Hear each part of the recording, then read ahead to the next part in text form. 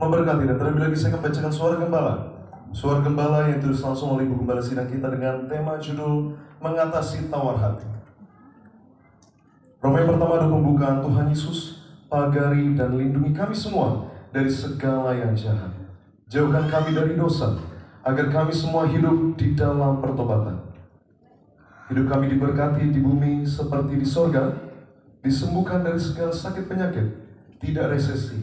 Apa yang kami perlu Tuhan cukupi, apa yang kami butuh Tuhan sediakan. Beri kami rumah di bumi dan di sorga. Berkati kami semua ya Tuhan, agar hidup yang jujur, kejujuran menyangkut masuk pintu sorga. Agar kami semua dipergerakkan pesta di kerajaan surga. Dalam nama Tuhan Yesus, haleluya, amin. Roma yang kedua, apa yang harus kita lakukan untuk mengatasi tawar hati? Yaitu yang pertama, berpikir menurut firman Tuhan. Dia dari Roma 12 ayat kedua dan 2 Korintus 4 ayatnya yang ke-18. Memiliki pola pikir yang sesuai dengan firman Tuhan akan mengubahkan tindakan dan perilaku kita, sehingga kita bisa membedakan mana yang menjadi kehendak Tuhan dan mana yang bukan kehendak Tuhan. Pola pikir sangat menentukan seorang mengalami kemajuan atau kemunduran. Tetapi ketika pemikiran kita dibangun dengan keyakinan kepada Tuhan dan bahwa Tuhan Yesus selalu mengawasi hidup kita, maka yang kita lakukan hanya hal-hal yang menyenangkan hati Tuhan.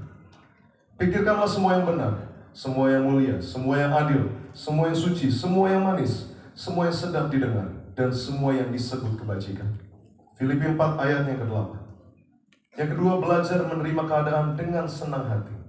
Dia dari 2 Korintus 4 ayatnya ke-16 dan 1 Tesalonika 5 ayatnya yang ke-18. Dalam hidup ini ada kesukaran yang tidak dapat dihindari dan harus dihadapi. Tetapi ada juga kesukaran yang disebabkan oleh kita sendiri. Karena kita tidak mengambil keputusan yang tepat, kita harus ikhlas tidak memaksakan kehendak kita. Tetapi kita mengikuti kehendak Tuhan atas apapun yang Ia izinkan terjadi dalam hidup kita. Mari kita terus belajar untuk menerima keadaan apapun, baik atau sukar, dengan senang hati dan berserah kepada Tuhan dengan sepenuh pengharapan. Yang ketiga, yang terakhir, selalu siap hidup bagi Kristus untuk memberi buah-buah baik. Diambil dari Filipi 1 ayat yang ke-21 sampai yang ke-22. Buah adalah tanda kehidupan baru. Buah bukan hasil usaha manusia, tetapi itu adalah karunia atau anugerah Tuhan Yesus melalui pertolongan Roh Kudus. Jadi untuk selalu siap hidup bagi Kristus dan hidup berbuah, kita harus selalu hidup dalam doa kepada Yesus.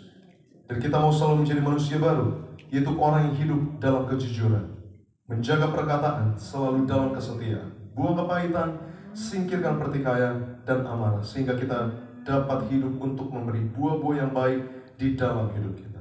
Galatia 5 ayat yang ke-22. Sebagai doa penutup Tuhan Yesus, kami berdoa agar kami hidup sepenuh-penuhnya di dalam Kau dan hidup di dalam kekudusan, menjadi pelaku daripada firman-Mu, hidup menyenangkan hati Engkau, tidak mendukakan hati Engkau dan tidak mendukakan hati sesama. Engkau mengendaki agar nama kami tercatat di dalam kitab kehidupan di sorga. Kalau sampai nama kami tidak tercatat sesuai di dalam Wahyu 20:14-15, kami akan mengalami kematian kedua, yaitu lautan api. Kami mau bersungguh-sungguh hidup di dalam Engkau sepenuhnya. Dan biarlah Allah Roh Kudus selalu mengurapi kami melalui roh, jiwa, dan tubuh kami. Dan di dalam hidup ini kami mau selalu bertobat, belajar dan belajar setiap hari. Belajar firman-Mu, mendalami firman-Mu dan melakukannya. Dalam nama Tuhan Yesus kami percaya. Kalau kami hidup sepenuhnya dalam Engkau, maka terjadilah doa yang Kau ajarkan sendiri, yaitu hidup kami di bumi seperti di dalam surga. Dalam nama Tuhan Yesus, haleluya, amin. Percaya kembali, kita boleh kasih tepuk tangan kemuliaan untuk Tuhan Yesus.